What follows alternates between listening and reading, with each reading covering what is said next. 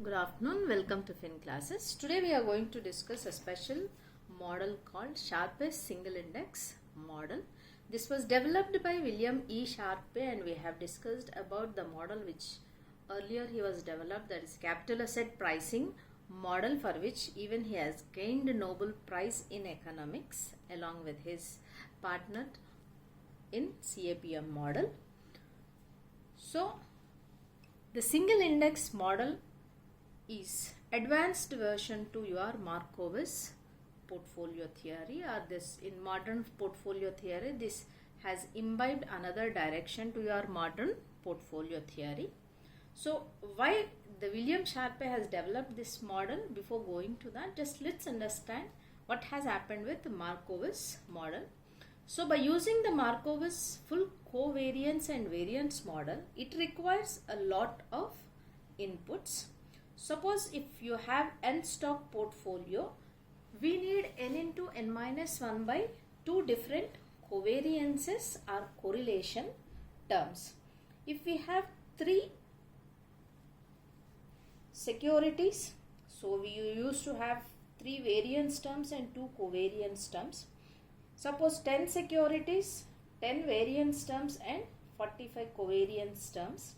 Suppose 100 securities, so 100 variance terms and covariance terms 4950.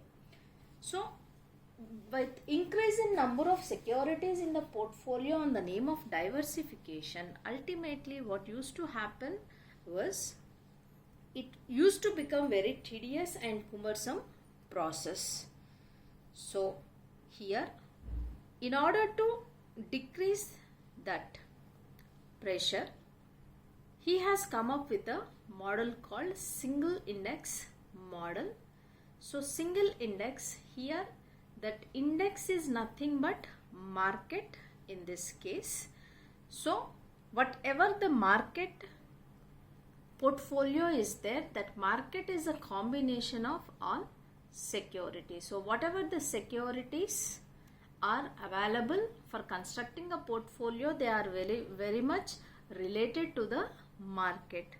So that's the reason, instead of correlating or simply constructing covariances with security to security, so he has developed a concept of security with market. So ultimately whatever the inputs are there, here the inputs drastically come down to 3n plus 2 level. Suppose if at all we are having 100 stock securities, so we have 100 betas, 100 alphas and 100 variances. So 300 plus 1 market variance and 1 return on market. So that's how 3n plus 2 concept. So where the 5150 inputs and where 302 inputs. So that's how he has come up with a complete compactness of with this model. So here, how to calculate the return and risk on portfolio by using single index model. Let's go with this. The return of a stock can be found through its relationship to some market index. So as we all know that beta is the absolute relative measure of market risk. So based upon the beta, the movement of the stocks or securities change.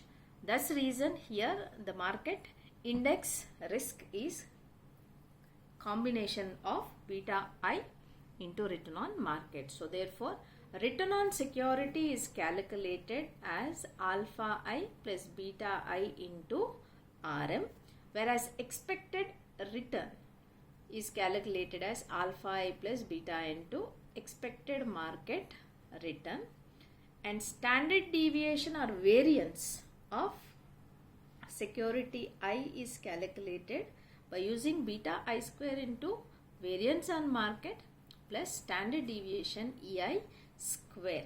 So whenever we have considered market, or whenever the Sharpe has considered market, he said one thing, that so the market risk is one risk or the systematic risk which need to be mitigated, but the through process of diversification, we are going to eliminate unsystematic risk. So that's the reason instead of taking standard deviation, he said it is better to consider beta. So in Markowitz portfolio construction, we have used standard deviations, but here we are going to use only beta, market beta. But with that case means any standard or uncertainty factor may occur to your portfolio in the coming future. In order to mitigate with that, one random term has been introduced into the model. So that is what is considered as standard deviation EI square. It is called a residual variable, it is called error variable, it is called unsystematic risk, or it is called a random variable. So according to that, the covariance of securities will be beta I, beta J, and variance on market. So these are individual security return and risk covariance terms. By using them, now we have to calculate beta of the portfolio. So beta of the portfolio is nothing but whatever the betas that you have calculated or that are provided to you, that along with their weights in the portfolio will give us beta of the portfolio. In the same way, alpha of the portfolio will be its weight into alpha. And why the alpha has been considered here is that is one of the constant term or the intercept of the regression line. Apart from that, that is also helpful to know the predictive ability of the fund manager. So that's the reason alpha has been considered in this model. So if we see, then return of portfolio is equals to alpha P plus beta P into RM. So beta of the portfolio and alpha of the portfolio against market returns, or expected return on market will give us return on portfolio. So here I am not considering any individual security return, I am considering market return. And the same way, standard deviation of the portfolio is equals to beta of the portfolio square and variance on market plus summation I equals to 1 to n into weights square into unsystematic risk square or variance on random variable. So this is how we'll use this single index model to calculate return on portfolio and risk on portfolio. Thank you.